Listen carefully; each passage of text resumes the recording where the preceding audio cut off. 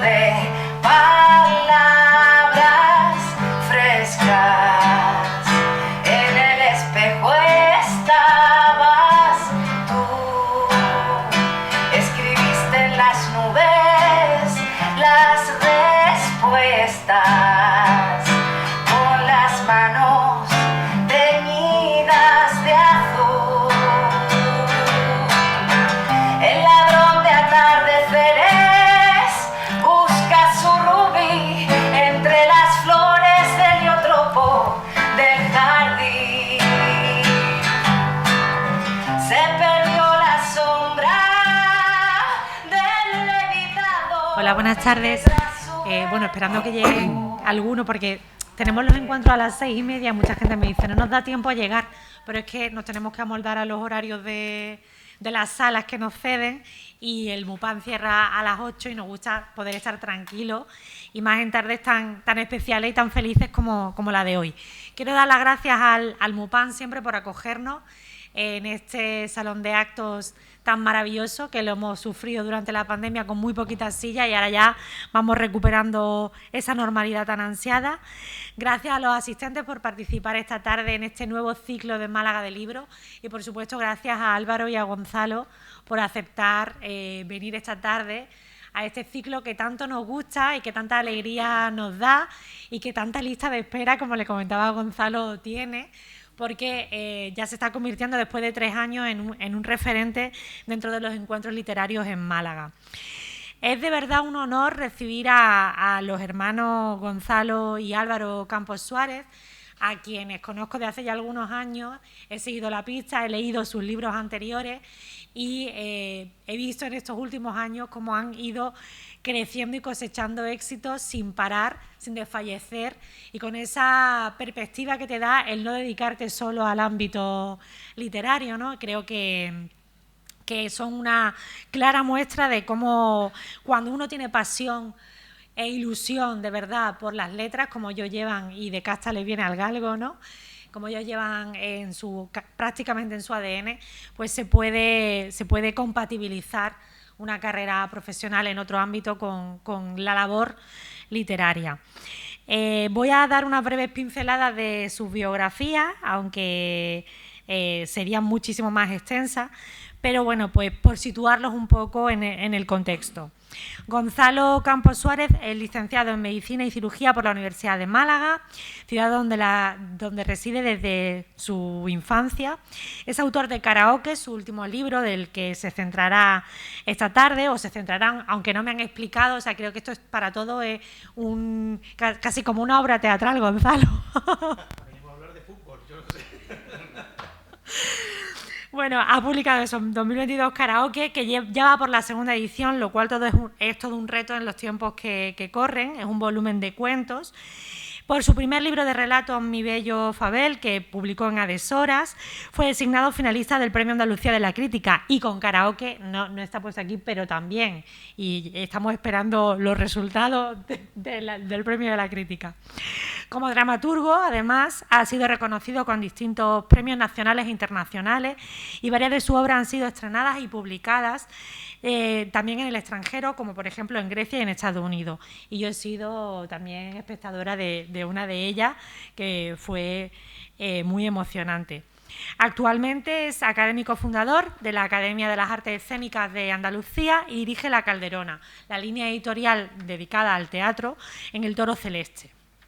Por su parte, Álvaro Campos es licenciado en Derecho por la Universidad de Málaga y fue señalado como uno de los 50 poetas andaluces para el siglo XXI por su carrera literaria, difundida en reconocidas revistas y traducida en el extranjero, y que abarca también otros géneros como el ensayo, que también me consta cómo surgió aquel ensayo tan maravilloso, diarios de viaje o narrativa breve.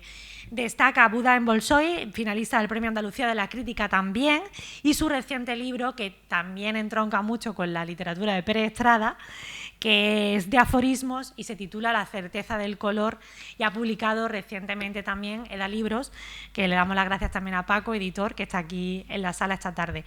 Así que para hablar de literatura, de infancias compartidas y de gustos por, no sé si os leéis mutuamente, esa puede ser una buena pregunta, si os leéis antes de publicar, Y para conocer todo, pues todo eso que tiene que ver con sus trayectorias, que a pesar de ser tan jóvenes los dos, tienen una sólida trayectoria, que además auguro que será todavía mucho más larga, pues los tenemos esta tarde aquí y seguro que disfrutamos muchísimo. Gracias a los dos por aceptar la invitación y por estar en los encuentros Málaga del Libro de la Pérez Estrada. Gracias. Bueno, muchas gracias a ti. ¿Se escucha? A ver, que no me vaya muy... ¿Aquí se escucha? Sí, ¿no? Sí. Vale, pues nada, muchísimas gracias a ti, Ana Cabello. Ana es la directora gerente de la Fundación Pérez Estrada y, bueno, no voy a hablar mal de ella jamás porque me parece una gestora maravillosa y amiga, ya que trasciende lo meramente profesional y amiga. Y, bueno, para nosotros es un placer estar aquí en esta sala maravillosa y en este curso, ¿no? Esta reunión tan fascinante que hay que mantener en el tiempo. Hablábamos antes de que jamás habíamos estado juntos, él y yo, siempre está uno arriba y uno abajo, nunca estamos al mismo tiempo. O estamos allí, pero aquí al mismo tiempo nunca, ¿no? Y es verdad que solo ha ocurrido en 2 ocasiones con motivo de la presentación de un libro de nuestro padre en Madrid y en Puente Genil, creo que estuvimos juntos, ¿no? Y desde entonces, nunca, ¿no? O sea que esto es una cosa como muy rara, ¿no? Tenerte aquí al lado y hablar contigo. Total, bueno, pues nada, pues muy agradecido de estar aquí. Y yo quería, vamos a ir, se nos había ocurrido cuando tú nos comentaste venir a participar en en estas ponencias o en estos encuentros, ¿no? Te preguntamos, bueno, ¿y de qué hablamos, no? ¿De qué quieres que hablemos, no? Libertad total. Y hemos dicho, bueno, vamos a hablar de creación literaria, que es lo que nos va.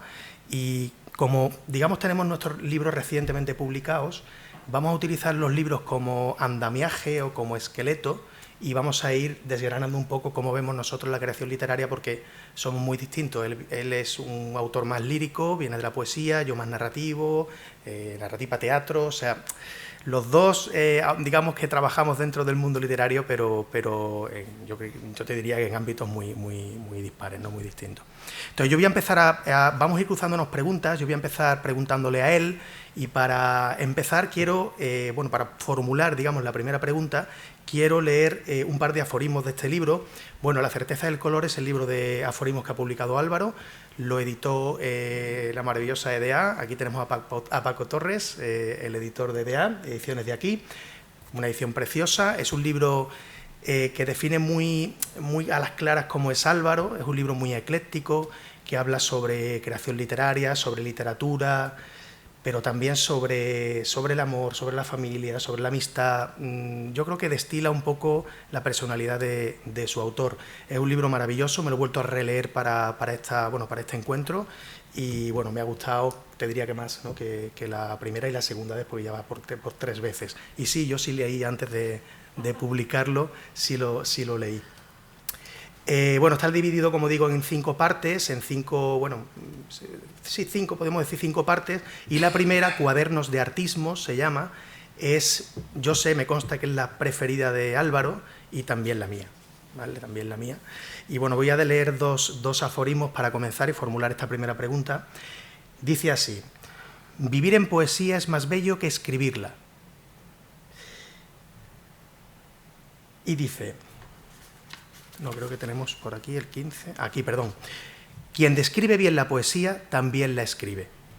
Y la tarea del poeta versa más en crear sensaciones que historias, que esta me encanta, ¿vale? Yo quería preguntarte, aunque es una pregunta muy genérica, muy global, ¿qué es para ti la poesía? Y digamos, ¿cómo definirías dentro de esta pregunta tu poesía, ¿no? Uh-huh. Bueno, en primer lugar yo me quiero sumar, por supuesto, a los agradecimientos de mi hermano. No me quiero extender mucho, pero por supuesto a ti, Ana Cabello. Muchísimas gracias, Ana, por invitarnos a participar en este ciclo tan maravilloso y el área de cultura y al MUPAM, por supuesto, por acogernos. La poesía, ¿qué es para mí la poesía? Bueno, esa es la pregunta del millón, ¿no? Poesía eres tú, efectivamente. Bueno, está muy bien, el diálogo, aquí hay que interaccionar con el público.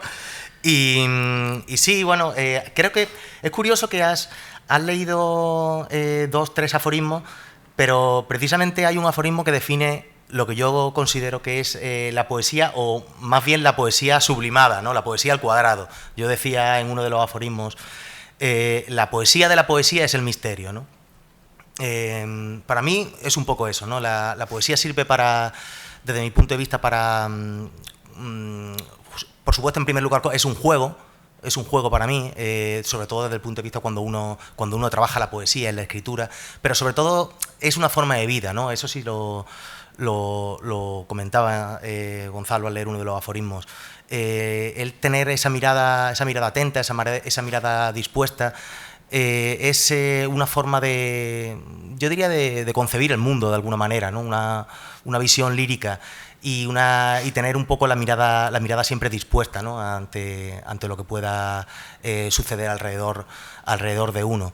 Es también para mí una forma, yo diría, de conocimiento, ¿no?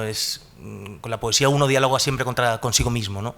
Y tanto al escribir como yo diría también al leer, ¿no? Y cuando hablo de la poesía, en ese sentido lo podría incluso expandir, no solamente a la poesía, sino a otros géneros literarios. Y en el caso de cómo definiría mi poesía, bueno, yo en su momento tuve que definir mi poesía. Un poco raro, pero me ocurrió.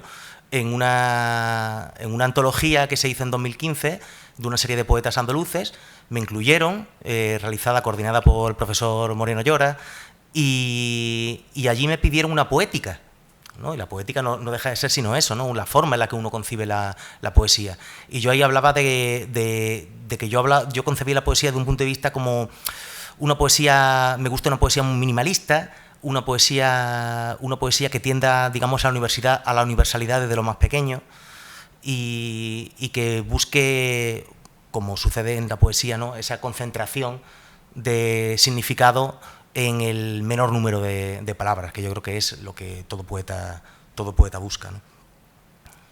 Bueno, os voy a leer un segundo aforismo para formular esta segunda pregunta, que es muy gracioso. ¿Cabe algo más horrible y a la vez más hermoso que describir a un vate que frecuenta también la prosa como poeta y escritor, como si fueran cosas distintas? Bueno, tú has frecuentado, tú vienes de un estilo más lírico, de la poesía, el aforismo y tal, pero y es verdad que has tenido colaboraciones con revistas literarias que han sido colaboraciones en prosa, digamos, de no ficción, ¿no? Por decirlo de alguna manera, ¿no?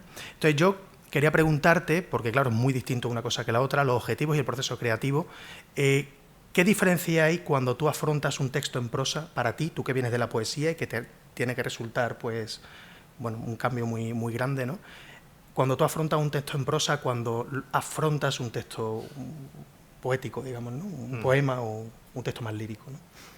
Bueno, yo solo puedo hablar de mi caso porque, evidentemente, mi caso particular, porque me consta que hay otros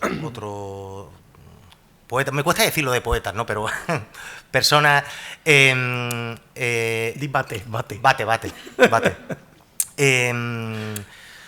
En fin, que lo articulan de un modo totalmente distinto. Que quizá a lo mejor escriben más a vuela pluma, cuando se encuentran inspirados.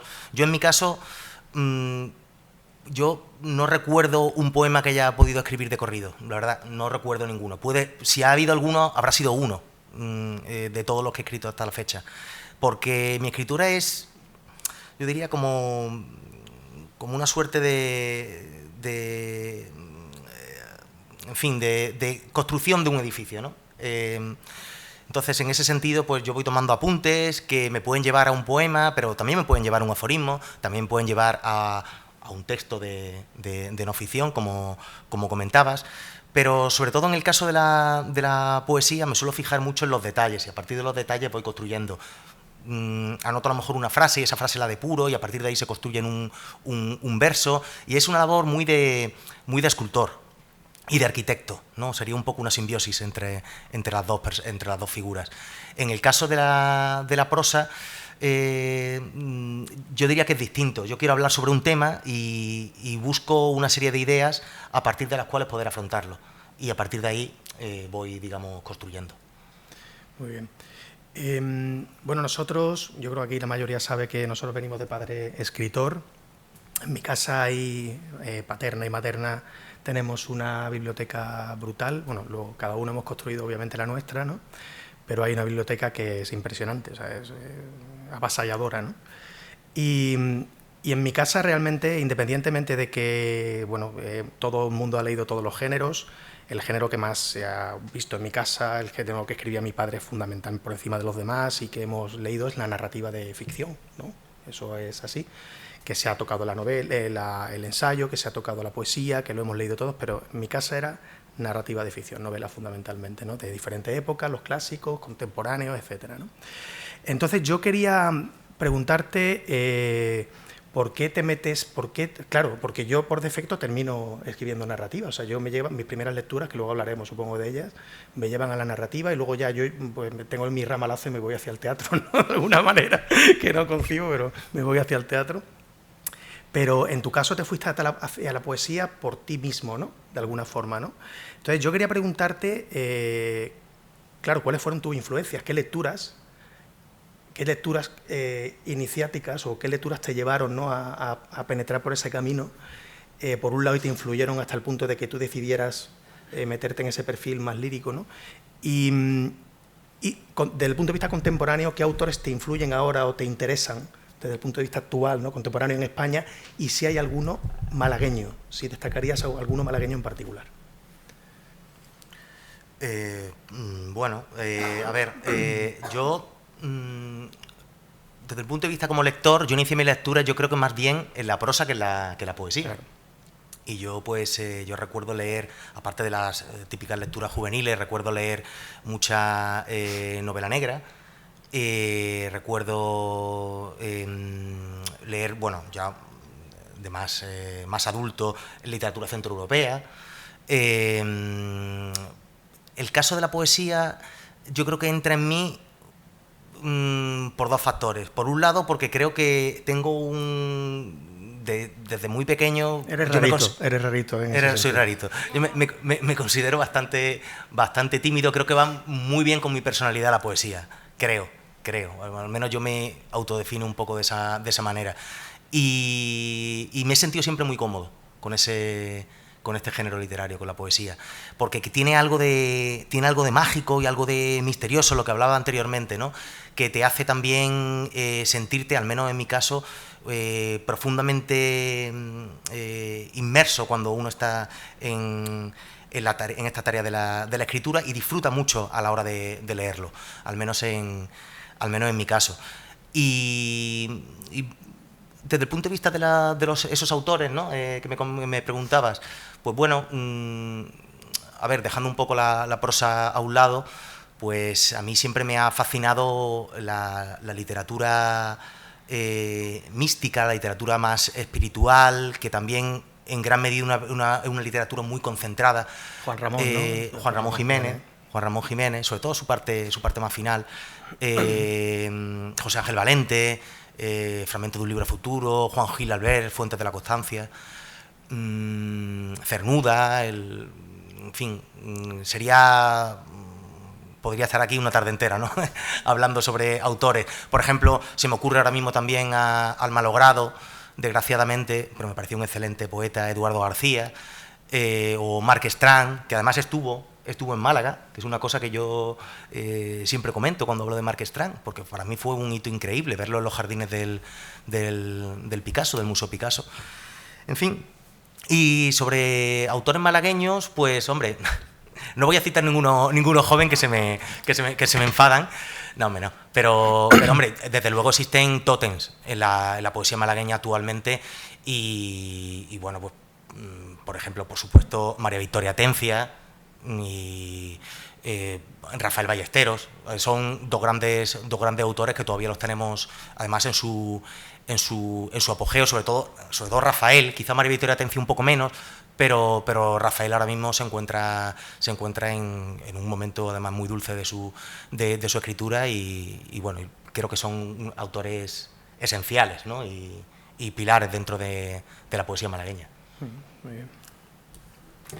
Bueno, ahora me va a tocar a mí molestarte un poquito. Molesta. Y yo tengo también alguna preguntilla que hacerte. Aquí tenemos este flamante karaoke, que como hablábamos anteriormente, es finalista del Premio Andalucía de la Crítica recientemente, segunda edición, una auténtica maravilla. Yo también, bueno, como sabes, no totalmente, pero sí parcialmente, porque además estuviste depurándolo durante mucho tiempo. Lo leí y después, posteriormente, lo que me quedaba, ¿no? Por leer, pues ya lo degusté cuando tenía el libro físico, ¿no? Y de este libro siempre pues, me ha llamado mucho la atención, creo que no soy el único además, esa, no diría imposibilidad, pero ese gusto por tu parte por jugar con esas dos grandes ramas que tú hablabas anteriormente y que definen claramente tu literatura, ¿no? Que son el relato y el teatro, ¿no? La narrativa y el teatro.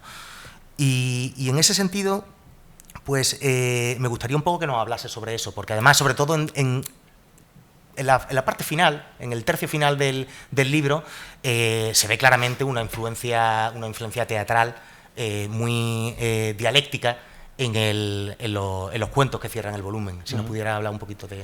Bueno, pues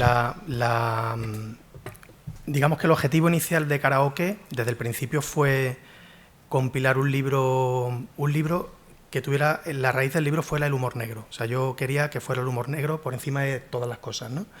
Porque lo considero un género muy difícil, porque hay muy pocos ejemplos.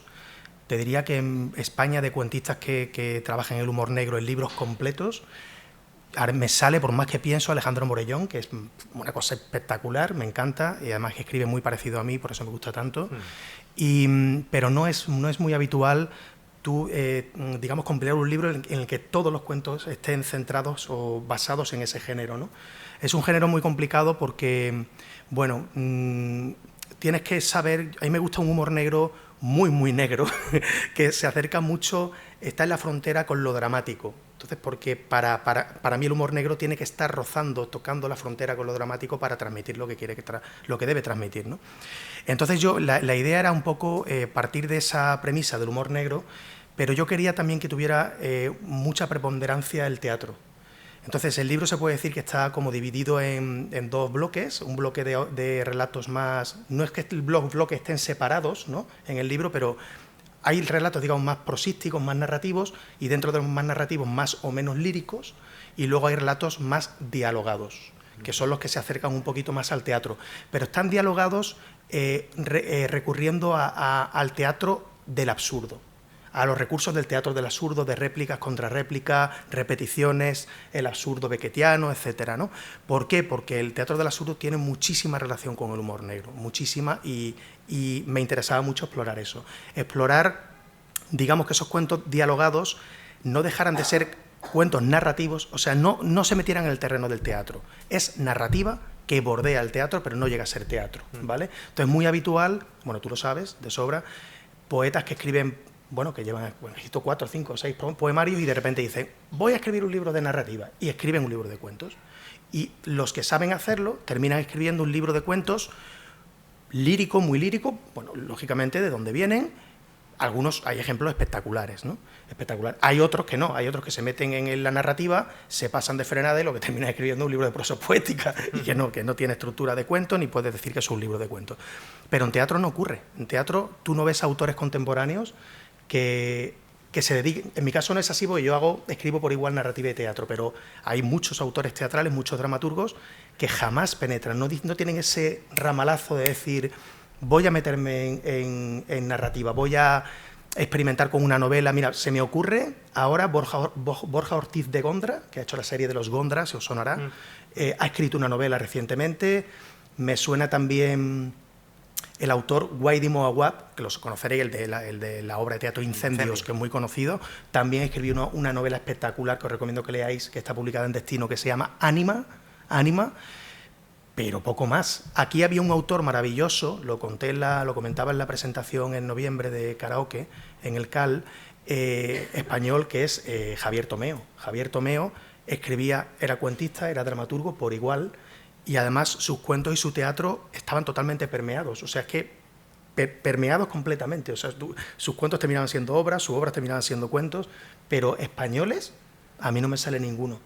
Pirandello, por ejemplo, en Italia es un ejemplo también, que se le conoce aquí como dramaturgo, pero es un cuentista formidable. De hecho, en Italia casi te diría que es más conocido por la cuentística, la producción cuentística, que por las obras publicadas y las obras producidas, ¿no?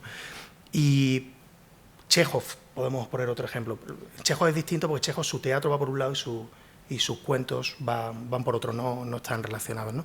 Entonces, digamos que no es habitual verlo, y para mí era ese desafío, ¿no? Intentar hacer que el teatro penetrara en parte de este libro sin dejar, digamos, atándolo para que no se pasara de la frontera y que siguieran siendo, digamos, un libro de narrativa, ¿no? Que no sea que me escapara ese teatro y terminara siendo un libro de teatro breve, ¿no? Bueno, has hablado anteriormente de muchos autores, algunos internacionales, has hablado de Alejandro Morellón y tal, pero desde el punto de vista de la narrativa breve, en lengua castellana, ¿a quién destacarías? En lengua castellana hay actualmente contemporáneo, es que desde los autores que vienen de los 60, es que España vive ahora mismo una edad de oro de la narrativa breve, es que una pasada, es espectacular. Los autores que nacieron en los 60, los Pedro Ugarte, Ernesto Calabuch, el mismo Guillermo Busutí, que tenemos aquí en Málaga, que podemos disfrutar, Javier Sáez de Ibarra, Juan Bonilla, Lola López Mondeja, es que muchísimos autores de esa generación, pero las generaciones, digamos, subsecuentes, los autores que tienen ahora, pues, 50 y muchos, 50, 40 y muchos, 40, 30 y tantos, es que ha salido una barbaridad de autores y autoras que trabajan, que escriben a un nivel, con una calidad, además con un argumentario súper variado, trabajando todo tipo de estilos, digamos, estilos pero muy distintos, incluso rescatando géneros que parecían desaparecidos. John Bilbao, que yo diría que si tengo que elegir un cuentista, para mí, en la punta de la pirámide actualmente está John Bilbao, para mí. Y John Bilbao está haciendo una cosa brutal, o sea, era un autor, un cuentista que era fascinante y ha dicho, bueno, le voy a dar una vuelta de tuerca, y ahora está rescatando el western.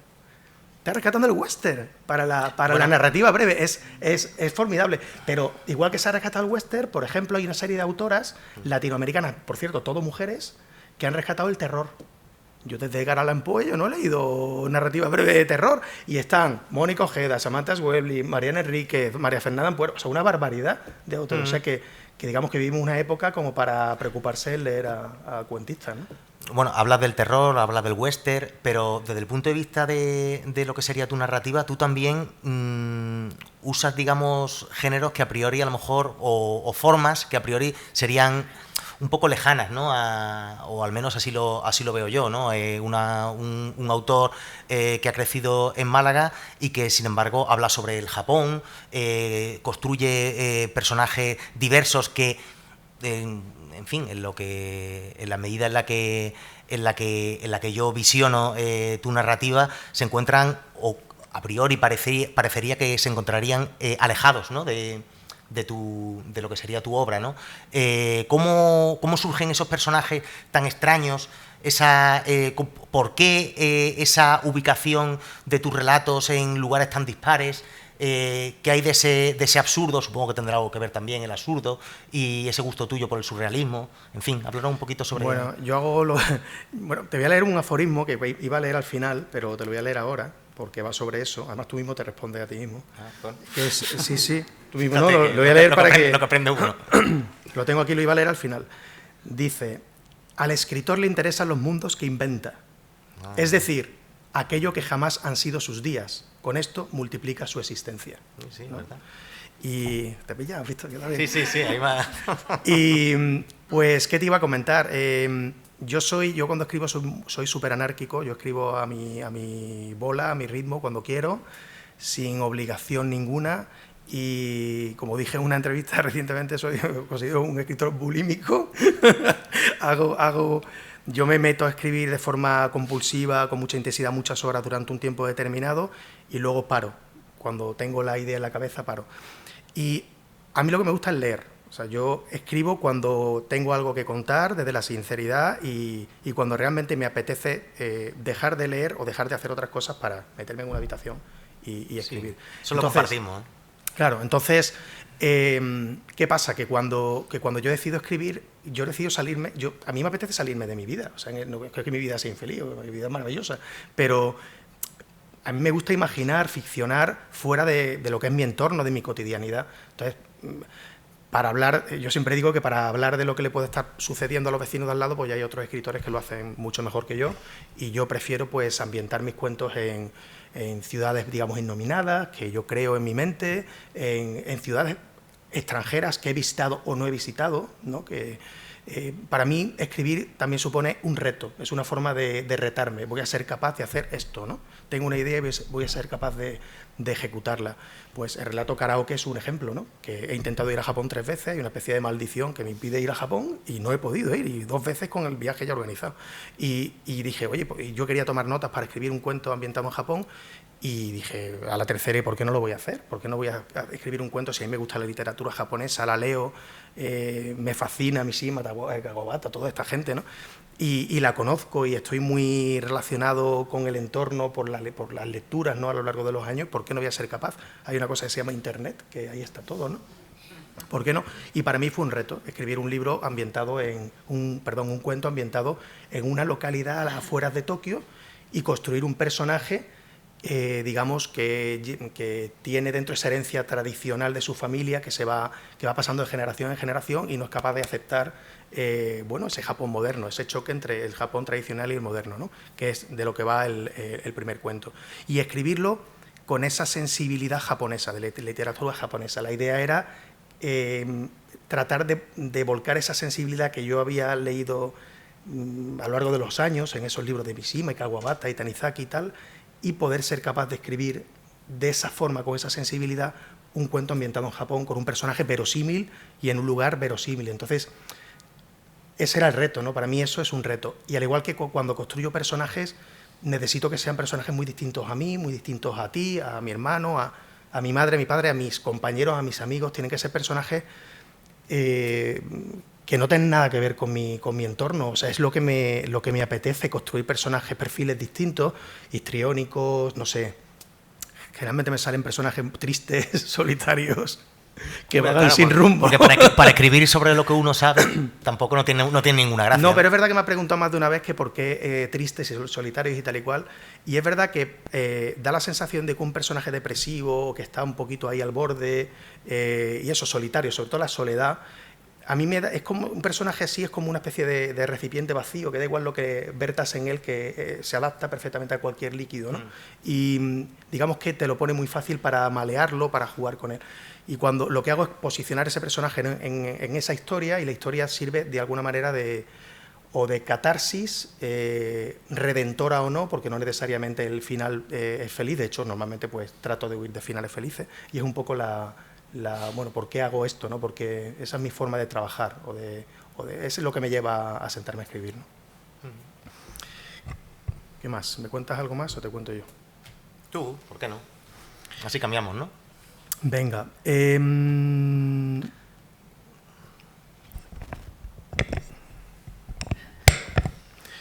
Bueno, yo te quería preguntar sobre el libro de aforismos, cómo lo has construido, porque yo una vez le mandé a Álvaro un poema, no sé si te acuerdas. Sí, me acuerdo.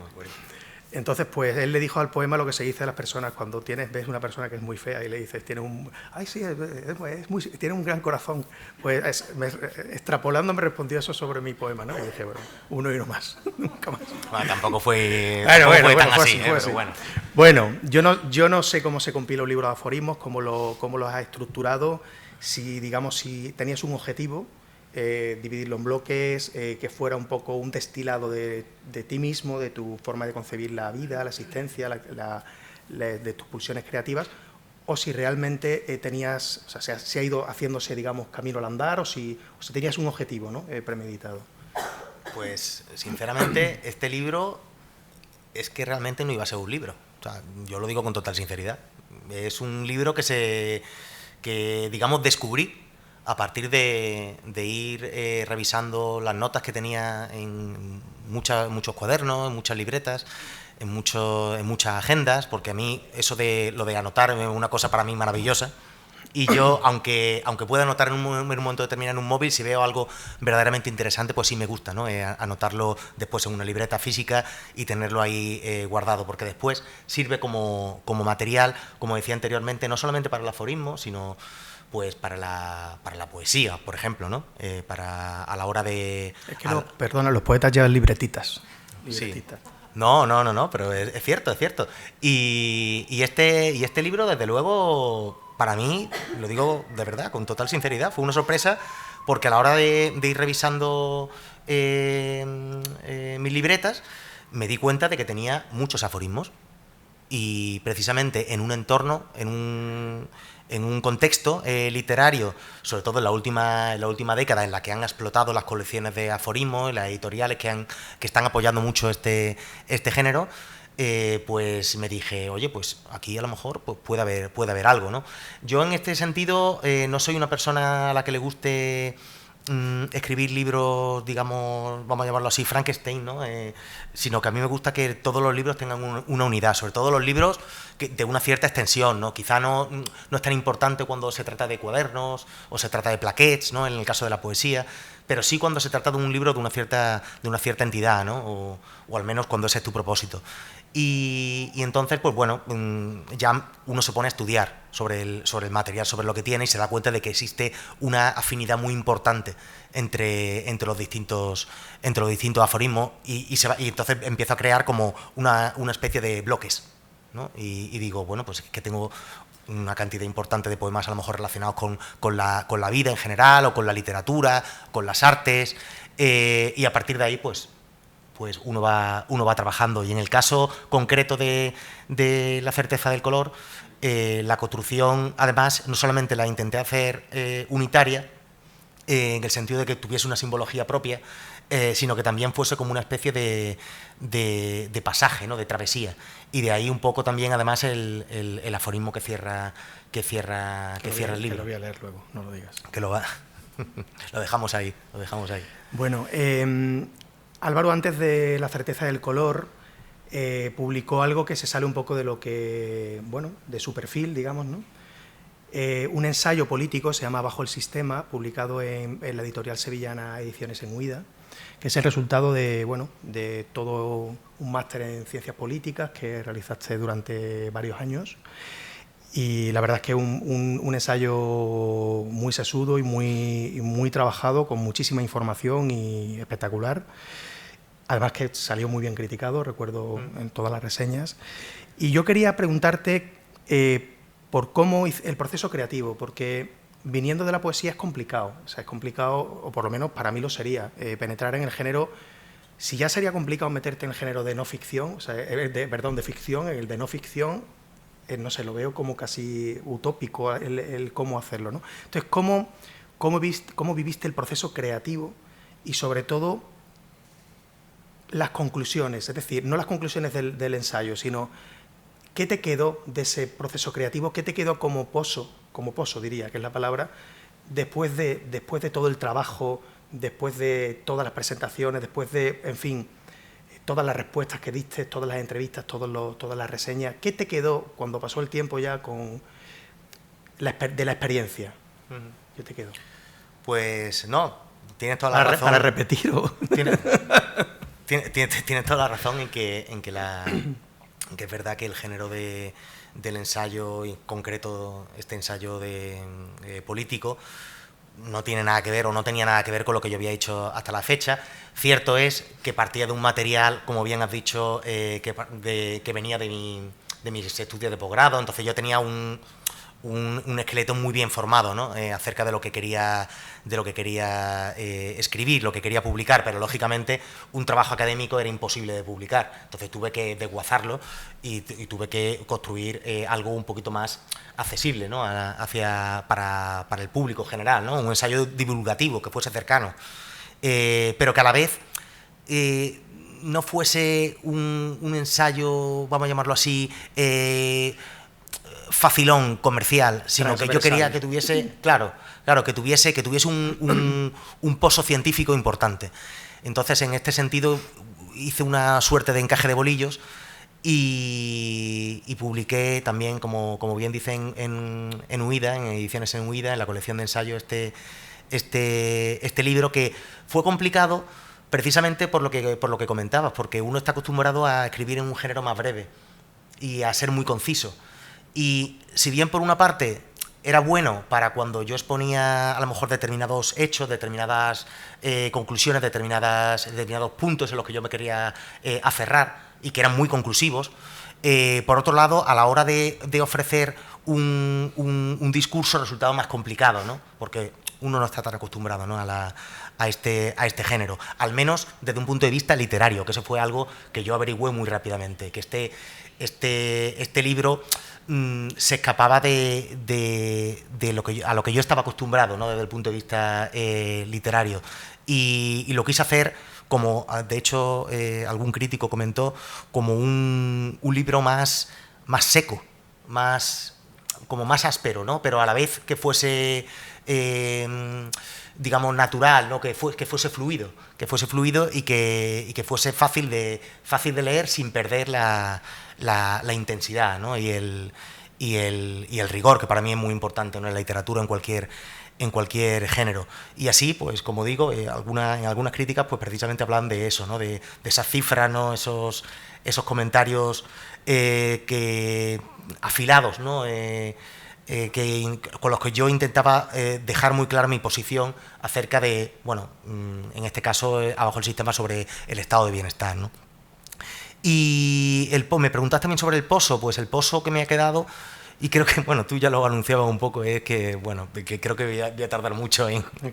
si es que algún día lo hago, porque es un trabajo muy profundo, que requieren de muchísimas lecturas. Yo recuerdo que, bueno, un libro que tenía apenas 100 páginas, o sea, no es un libro muy extenso, cosa, por otro lado, volvemos a lo mismo, muy propia de mí, ¿no? De no intentar extender más allá de lo normal, ¿no? Las obras, pero que sin embargo tenía, no sé, yo no recuerdo cuántas páginas, pero a lo mejor 15 páginas de bibliografía y más de 200 notas al final de referencia, ¿no? Como al pie, pero que, bueno, las dispuse al final del libro para no entorpecer la lectura. Entonces, claro, volver a esa empresa pues, resulta un poco... Poesía.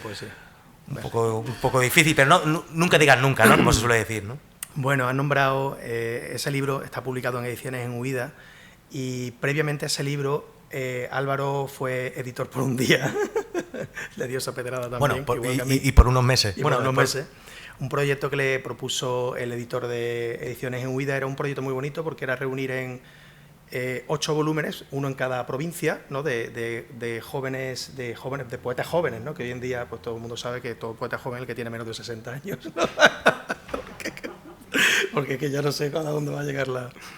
y bueno, se hacía uno Sevilla, Huelva, tal cual, y a Álvaro lo eligieron como editor externo para coordinar esa antología chulísima. Entonces yo quería preguntarte por cómo fue la labor, ¿no? Cómo compilaste ese libro, cómo hiciste la selección de autores, ¿no? Un poquito la experiencia que te quedó de... Porque yo también lo he hecho alguna vez, trabajar de editor, y todavía sigo, y ya con un autor, cuando estamos hablando de uno y no cumple tiempos, ya dices, ¡joder! Pero cuando son 18, 20 al mismo tiempo... Sí. Por eso bueno, te digo en mi caso, bueno, empiezo desde el principio. Efectivamente, fue un encargo de Martín Lucía, del editor de Ediciones en Huida, con el que tenía además muy buen trato, lógicamente, porque, en fin, acaba de publicar mi libro debut en el Bolshoi el año anterior. Y bueno, la verdad es que fue muy bonito, porque fue un proyecto de una antología por provincia, y además con poetas de peso que conocían muy bien la poesía de cada una de las provincias andaluzas, como son, por ejemplo, pues Iván Onia en Sevilla, estaba, bueno, el malogrado José Ignacio Montoto en Córdoba, estaba Nieves Chillón en Granada, que después además una poeta que ha tenido y sigue teniendo una carrera literaria bastante importante. Y en el caso de Málaga, bueno, a mí me dieron una serie de referencias que después me di cuenta de que no se cumplieron en algunos de los libros, porque a mí me dijeron, bueno, pues puedes hacer una antología de aproximadamente pues 12, 14 poetas, y bueno, y me dijeron que no podía pasarse de 30 años, no podían ser mayores de 30 años, y que fuesen, claro, de Málaga, ¿no? Entonces, pues bueno, yo intenté estirar un poco el chicle y me dije, bueno, poetas de 30 años, pero que también tengan 30 años, también valen. y que no cumplan 31, porque quería meter, aquí lo dejo, bueno, a lo mejor algún día me ve a Beatriz Ros, que es una gran poeta, y tenía mucha ilusión por incluirla dentro de la antología. Y estaba a punto de cumplir 31. Entonces dije, esto hay que hacerlo rápido, que si no... Y nada, pues Beatriz Ros está allí. Después hay muchísimos poetas que todos conocemos aquí en Málaga que han tenido después una gran trascendencia. Y siguen teniéndola, por supuesto. Como Ángelo Néstore, como Diego Medina Poveda, como Jorge Villalobos, en fin... muchos autores que a día de hoy están muy en boga, ¿no? Y una cosa que, la verdad, debo decir que no lo hice a propósito, aunque después me di cuenta de que, bueno, de que así era, ¿no? Que ese era el resultado, es que fue una antología paritaria, ¿no? Y había 8 poetas, mujeres, y 8 poetas sin hombres. buscarlo, ¿no? Sin buscarlo. Me puse a buscar nombres, tal, y me dije, oye, pero si tengo... Y de hecho recuerdo que tenía 15 y dije, uy, me falta uno, tal, y salió como matemático, ¿no? Perfecto. Y en ese sentido, bueno, lo decía en la nota iniciática de la antología, que al margen de esos poetas jóvenes, esos poetas de Málaga o residentes en Málaga, también quería un poco... aunque es un poco raro por ser antólogo, ¿no? Pero quería extraerme de esa posición mía como antólogo, como juez, ¿no? Y no quería hacer un canon, sino que quería simplemente hacer una foto fija de cómo era la poesía en aquel momento.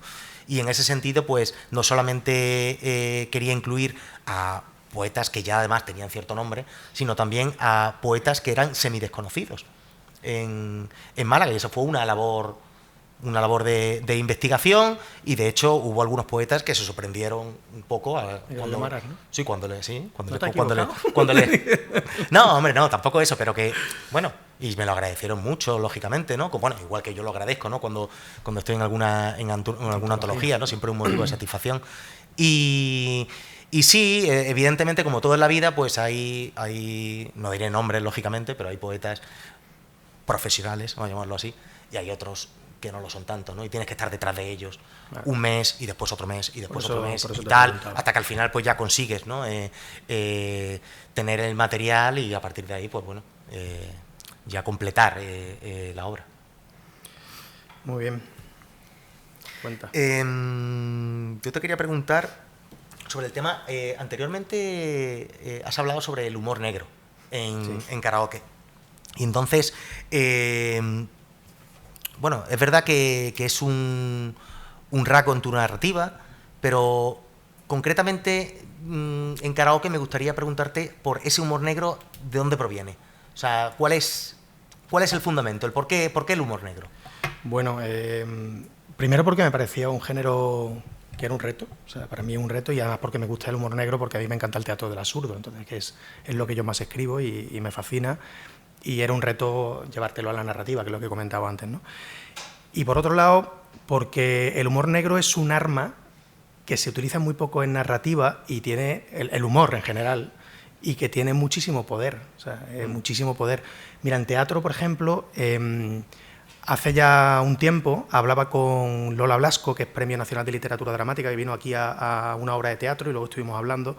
Ella trae una obra que se llama Música y Mal, ¿vale? Música y Mal.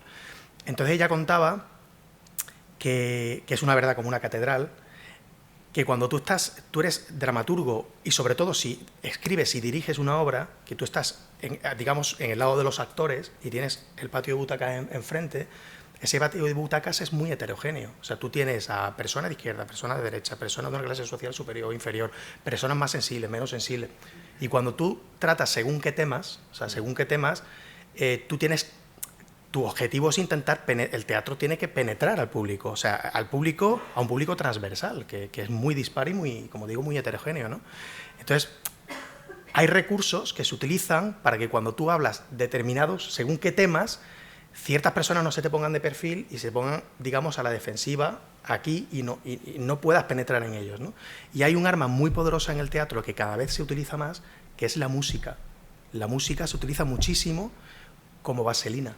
Entonces ella me decía, como vaselina, porque la puedes meter sin ningún tipo de problema y parece que puedes casi decir cualquier cosa y tocar casi cualquier tema, que todo el mundo se va a abrir hacia ti para que tú consigas introducir eso que quieres introducir dentro de él para que luego se metabolice, ¿no? Y se trate, ¿no? Pero hay un segundo recurso muy importante, que es el humor. El humor se utiliza muchísimo en teatro, muchísimo en teatro. Claro, la música en teatro explícitamente no se utiliza. Puede haber musicalidad, ¿vale? Pero no, obviamente no va a ser un libro que te va a salir la Wagner, ¿no? Obviamente, ¿no? Pero el humor es un recurso que se utiliza muy poco en narrativa, muy poquito en narrativa, y te permite hacer casi cualquier cosa. Te permite, como digo, tocar casi cualquier tema y de alguna manera servir como vaselina al lector para según qué temas, ¿no? Y bueno, por eso es un poco el objetivo de... Es que precisamente hablas del humor y en algunas de las obras de teatro, recuerdo ahora mismo, y relatos, precisamente el humor te sirve como vehículo de denuncia social, ¿no? ¿Cómo funciona eso? ¿Cuál es tu concepción de la narrativa y del teatro en relación con... Bueno, denuncia social, este aspecto? Lo que ocurre con la denuncia social es que generalmente los relatos que tratan más, que tienen que cuyo argumento lleva un poquito más de carga de denuncia social, son los más dialogados. Y vengo a contar lo mismo, porque es que el teatro es denuncia. Entonces, el teatro es denuncia. A mí no me gusta escribir un teatro... Mi teatro no es político, ni es panfletario, ni es de frontera. Habla sobre las relaciones humanas, pero puede tener detrás un telón. Ana, que estuvo en la obra, puede tener detrás de andamio donde sujetarse un trasfondo social determinado o político. Pues Ciudadana Ejemplar pues fue una obra ambientada en el periodo de las purgas estalinistas, pero de lo que yo quiero hablar es de la relación entre Ana Akhmatova y Lidia Chukovskaya. O sea, eso es lo que a mí me interesa, ¿no? Pero necesariamente tiene que haber detrás ese telón de fondo, ¿no? Entonces, como yo te digo, el teatro es denuncia social, y cuando a mí me llega un argumento y tengo una idea para escribir un cuento, o sea, narrativa, y ese cuento es un argumento con un pozo muy grande de denuncia social, fíjate que el mismo argumento me lleva a escribir dialogando. Es curioso, o sea que cuando hay denuncia social en el argumento, tiendo a dialogar, más que si no la hay, ¿no? O sea, quizás porque me viene de ahí y porque considero que utilizando según qué recursos del diálogo y del teatro consigo mi objetivo con más facilidad, ¿no? Probablemente, ¿no? Bueno, y ya una pregunta un poquito más en general. Tú estás, bueno, de hecho ya muy habituado a la escritura de la narrativa breve, tienes 2 libros publicados ya de cuentos, y en ese sentido pues me planteo, bueno, quizá te han hecho ya alguna vez esta pregunta: ¿cómo se escribe un buen cuento, un buen relato? Pues eso es muy complejo. Eso es... Bueno, luego te voy a hacer la misma pregunta a ti, o sea que... pues la verdad es que no lo sé, porque incluso sabiendo técnicamente cómo se escribe, no te sale. O sea, que lo puedes saber, sabes que esto, que ahora voy a dar mi idea, pero incluso sabiendo todas esas cosas, teóricamente deberías escribirlo y no funciona algunas veces, ¿no? Y alguna vez consigues escribir un buen cuento, igual que cuando los lees, dices, esto es un gran cuento, esto es un cuento perfecto técnicamente, pero... No te dice nada. No te dice nada, o no te fluye. Yo lo que hago, yo tengo lo primero una idea, la que sea. La idea es lo de menos, porque siempre hay gente para leer todo tipo de ideas. O sea, hay gente que le encanta pues el tema y hay gente que no puede con esto, pero sin embargo pues, hay otras que sí, ¿no? Entonces el argumento es lo de menos. Tener tu argumento, tu idea, a partir de ahí pues buscarle tu voz, una primera persona, una tercera persona, un narrador más o menos implicado, más o menos neutral y sobre todo un vehículo narrativo, que es muy importante. A mí me ha pasado muchas veces, y estoy convencido de que cualquier escritor de cuentos te lo va a decir, que tú tienes una idea, ya tienes tu voz y tal, y dices, venga, voy a escribir esto con una estructura aristotélica, venga, introducción, nudo y desenlace. Y empiezas a escribir y dices, esto no fluye, y no fluye porque el vehículo narrativo es incorrecto. Y a lo mejor tienes que jugar con el diálogo, tienes que jugar con la elipsis, tienes que jugar con una estructura, por ejemplo, con un estilo epistolar o con un diario, ¿vale? Hay diferentes vehículos narrativos o técnicas narrativas. Pero sabiendo todo esto, te diría que lo más importante en un cuento es el ritmo. Lo más importante con diferencia. O sea, un cuento es un metrónomo. Tú tienes que tener la atención del lector arriba en todo momento. Un cuento no es una novela. Un cuento tiene que estar arriba todo el momento, desde el principio hasta el final. Una novela, de hecho, técnicamente tiene que estar arriba, abajo. Tiene que tener periodo de meseta para el descanso igual que las ponencias, igual para el descanso del lector, ¿no? Pero un cuento tiene que estar arriba en todo momento. Y para eso lo fundamental es que tenga un ritmo bueno, un metrónomo. El ritmo puede ser rápido, ta, ta, ta, ta, pero tiene que ser rítmico, tiene que ser un metrónomo, o puede ser muy lento, si el relato es más lírico, más descriptivo. Entonces, claro, para que tenga un cuento ritmo y tenga un ritmo, digamos, en plan metrónomo, el cuento no se puede hipertrofiar, no puede abusar de las subordinadas, no puede abusar de las, digamos, de las descripciones inanes o inútiles. ¿Qué más da que las gafas sean rojas o verdes? ¿Qué más da en fin, que sean de metal? O sea, hay cosas que son prescindibles, que no aportan nada al cuento, ¿no? Tiene que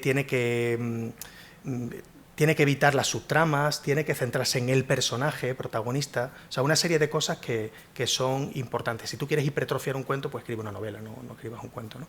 Pero a pesar de todo eso, lo cumples y no lo consigues. Muchas veces, ¿no? Dice, ¿y por qué? Pues, en fin, no estaba esta historia para ser escrita o no lo sé. Total, que no, que estamos como al principio. Pues... bueno, me preguntaba sobre la misma pregunta, ¿no? Que yo respondiera la misma pregunta, ¿no? Sí, venga, responde. Bueno, en mi caso, yo creo que es más fácil decir lo que es un mal poema, más que qué es un buen poema. Porque para saber lo que es un buen poema, hay una cosa que es muy fácil de decir y que lo dice todo el mundo, a la gente se le llena la boca, pero que después no hacen, que es leer, ¿no? Entonces, pues, si no lees, si no eres un buen lector del género correspondiente, en este caso de la poesía, pues no puedes tener capacidad de juicio, sobre todo si no has completado determinadas lecturas, ¿no? ¿Tú dirías que ese es el defecto del que quiere ser poeta? Es un grandísimo defecto, por supuesto. ¿Y algún otro, además de la falta de lectura o la...? Pues... hombre, al margen, por supuesto, uno no puede, como está muy en boga, ¿verdad? Y sobre todo ahora con las redes sociales y demás, ¿no? Le llega un pensamiento y lo publica en las redes, ¿no? Y eso es un poema, ¿no? O dos versos, o una ocurrencia. Y a partir de ahí, bueno, de hecho, ahora se está desinflando un poco la burbuja, pero ha habido secciones enteras de poesía. Ya es raro que haya secciones de poesía en una librería, pues en las que lo había. En los apartados de novedades estaba absolutamente, avasallado, abarrotado con este tipo de redes sociales, de poesía, ¿no? Lo que le llaman ahora en los ensayos para poesía, ¿no? En fin, tiene muchas etiquetas. Entonces, pues evidentemente, para la construcción de un buen poema, por intentar dar una respuesta un poco más profunda, bueno, al margen de la lectura, al margen de esa escritura y al margen de la propia sensibilidad que puede tener alguien, ¿no? También existen técnicas, ¿no? Igual que existen técnicas en la escritura narrativa y demás. Yo recuerdo una vez que el poeta malagueño, además, Álvaro García, una vez me dijo, no recuerdo por qué, estaba un día hablando, me dijo, pues yo en mis talleres lo que hago es que intento que los alumnos cojan palabras muy diversas y las confronten. Palabras que no tienen nada que ver una con la otra. Y a partir de ahí, ver lo que sale, ¿no? Y entonces, la verdad, a mí eso se me quedó en la cabeza porque dije, oye, pues mira, qué forma más original, ¿no? La cabeza empieza... Claro, porque empieza a funcionar y para que se vayan creando conexiones, ¿no? En ámbitos en los cuales uno quizá que tiene a lo mejor una visión más realista o más narrativa de la literatura o en general de su proceder mental, ¿no? Pues hace, ¿no? que se abra, ¿no? y que se haga más elástico, más ágil. Recuerdo también, aunque bueno, esto no deja de ser una anécdota, recuerdo una feria del libro en la que estaba al lado con Ben Clark, y recuerdo que él me dijo, acabo de comprarme ¿cómo era? Renacimiento, un libro que era los 1000 peores poemas de la literatura española. Y yo digo, bueno, ¿ese libro existe? Y digo, pues sí. Y dice, sí, pues me lo he comprado, me va a servir para los talleres. Claro. Pues fíjate. Así que, bueno, creo que con eso más o menos, ¿no? Respondo. Sí. Me voy a saltar un poquito y porque si no nos va a dar el... Te voy a hacer una última pregunta ya. Sí. Bueno, ¿tus proyectos? ¿Qué proyectos tienes? Bueno, yo, la verdad es... lo que te decía anteriormente, me siento en ese sentido muy identificado con lo que tú has dicho anteriormente, porque yo soy una persona que cuando escribo, normalmente escribo apasionadamente, ¿no? Y cuando escribo, pues escribo mucho. Y cuando no escribo, normalmente no escribo nada, o escribo muy, muy, muy poco. Quizá en el ámbito de la poesía tenemos esa suerte de que cuando existe a lo mejor pues la posibilidad de realizar una colaboración en una revista, pues con un poema, eso es algo, por ejemplo, que en mi caso es muy reconfortante, pues es algo quizá, como diría, que desde el punto de vista de la producción literaria resulta más rápido que lo que podría ser, por ejemplo, en tu caso, pienso, no lo sé, la construcción de alguno de tus relatos, ¿no? No digo con eso que sea más fácil realizarlo, sino que en un momento determinado, cuando uno tiene las herramientas y quiere a lo mejor ir a un punto, quizá a lo mejor existe una mayor, una posibilidad más fácil, ¿no? de poder responder, ¿no? a esa llamada, ¿no? Con respecto a bueno, ya me he ido por los cerros de Úbeda, pero bueno. Proyectos, me preguntabas.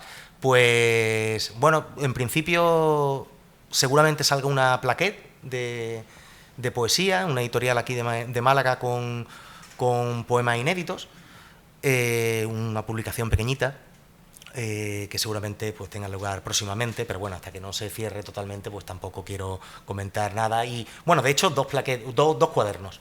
Uno que será de poesía, el otro todavía está un poco en aire porque estoy trabajando en ello, ¿no? Pero es posible que también sea de poesía o de prosa poética, en dos editoriales distintas de aquí de Málaga. ¿Y en tu caso? Bueno, yo ahora mismo tengo varias obras de teatro con las que he estado trabajando en los últimos años. Dos de ellas teóricamente se van a publicar a lo largo de este año, lo que pasa es que no sabemos si en primavera, que yo creo que es demasiado pronto, probablemente en otoño. Hay una comedia ahí que es un proyecto muy bonito, que además es un proyecto que no quiero decir nada porque no quiero que se trunque, porque es un proyecto muy especial y a la hora de escribir pues probablemente me meta en narrativa ahora. No sé si cuento, novela, pero sí tengo varias ideas y probablemente a partir de primavera me meta. Quedan más preguntas, pero no vamos a dejarlo porque si no, ¿vale? Para leer un poquito, no sé si da tiempo leer una cosita de cada uno y, ¿vale? Para no alargar porque son las -20 ya, o casi -15. Yo voy a leer unos cuantos aforismos de Álvaro.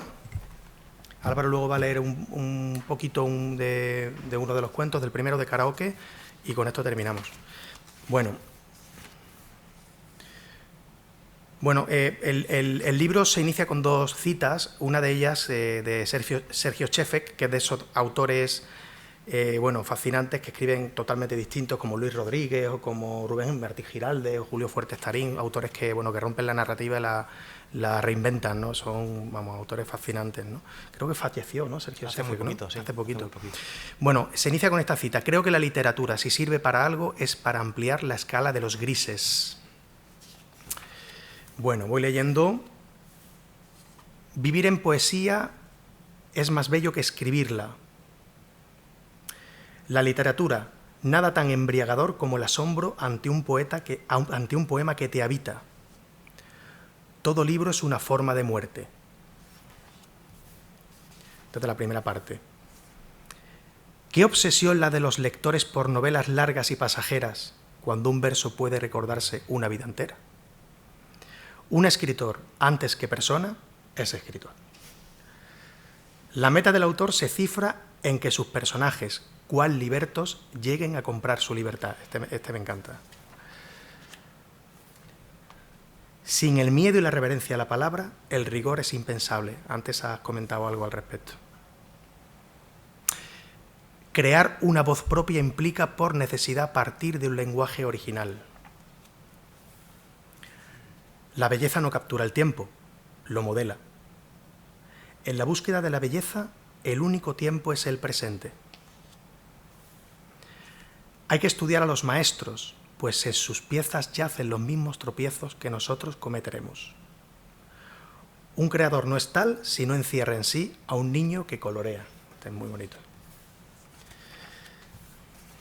Bueno, diccionario básico de dudas. Me voy para adelante, corriendo.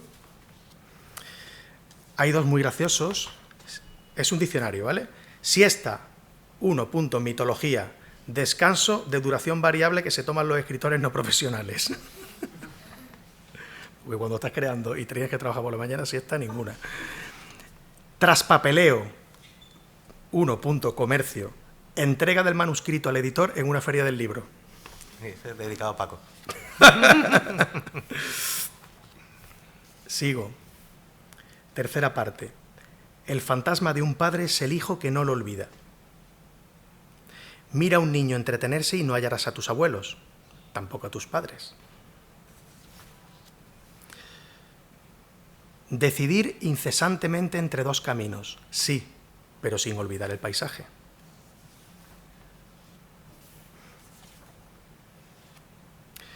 Progresar y volver no son términos opuestos. No hay mayor absurdo que saberse mejor que alguien. Nadie es imprescindible en este mundo, pero unos menos que otros. Te diría que es probablemente uno de mis 2, 3 favoritos, me encanta. Aunque lo aceptamos, no podemos situarnos en el otro. De ahí la victoria del solipsismo y del amor. Del amor a la mentira y otros deportes de riesgo. Cuarta parte.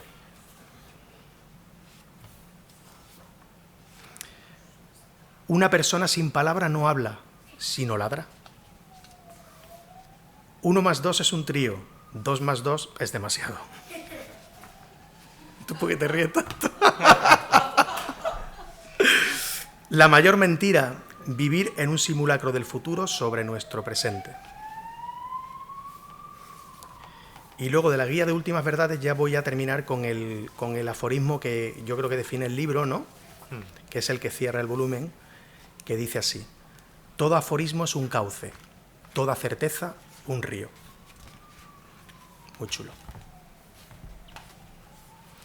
Bueno, pues yo voy a hacer lo propio con el libro de Gonzalo y voy a leer el principio del primer relato, Karaoke, que es el que da título al libro, con una cita introductoria de Basho que dice: en mi sueño, Chuang Tzu y la mariposa sueñan lo mismo. Karaoke. A las afueras de Kawagoe, tras sortear cultivos de arroz y soja y varios grupos de turistas, se desemboca sin remedio en el río Shingashi, en cuyas verdes márgenes florece cada año una rara variedad de cerezo admirada en todo Japón. Si se avanza paralelo a él en el sentido contrario al de la corriente, el pasto se asilvestra, el bramido del agua se recrudece y el sendero se esfuma. Un hábil engaño, pues, aquel que dirige la vista más al fondo, donde la espuma se alza en suspensión, reflectada de luz blanca, puede, entre brotes de maleza, advertir el perfil de un puente pequeño, en forma de arco, construido en madera noble a imagen y semejanza del de Iwakuni. Y es que al atravesarlo, sus tablones se deslizan, acompasados unos sobre otros. De esta forma nos predispone, relaja nuestro paso y nos apacigua, y de alguna manera nos habla. En la orilla opuesta, una escalinata asciende una irritante loma, superada la cual da inicio un largo sendero de guijarros. Los pisamos, generando sonidos que se entremezclan con el de los juncos a la menor brisa de aire. Solo hay que continuar unos metros más para que se abra a la vista un promontorio. Sobre él, lo inimaginable: un majestuoso edificio de la última etapa del período Edo. 3 plantas y 2 tejados rematados por elegantes voladizos y balcones, muchos, tallados en infinitos arabescos. En definitiva, un verdadero palacio. En su interior yace dormido Yukio. Le pusieron el nombre por su abuelo paterno, que el 25 de octubre de 1944 lanzó en picado su Zero, hundiendo sin ayuda el portaaviones escolta USS San Lu. Yukio abre los ojos a las 6 en punto. No remolonea. Se anuda su kimono de seda y se dirige al Tokonoma. Camina con pasos cortos, siempre con pasos cortos, arrancando un leve rumor al tatami que pisa y pisa con sus pequeños pies desnudos. Frente al Tokonoma se arrodilla y observa. El ikebana, con sus flores embridadas, y el kakemono, también de seda, representando una ceremonia del té del período Muromachi. Suspira 1, 2 y 3 veces, se incorpora y penetra en la cocina. Un poco de arroz cocido, sopa de miso y un huevo escalfado. Y por supuesto té, caliente, siempre caliente. Lo deja todo preparado la noche anterior. No se demora, porque es primavera y amanece temprano, y Yukio se detiene cada mañana a ver amanecer. Descorre el shogi para que penetre en el aire y la primera luz del día, y allí, sentado, observa la salida del sol como si asistiese a un feliz acontecimiento. Cuando lo hace, sus labios deshojan una palabra que musitan, inaudible, casi acariciada, Shakei. No dice, vamos a ver el paisaje o qué tiempo hará, sino Shakei. Solo Shakei. Bueno, pues muchísimas gracias a todos. Nos aplaudimos todos.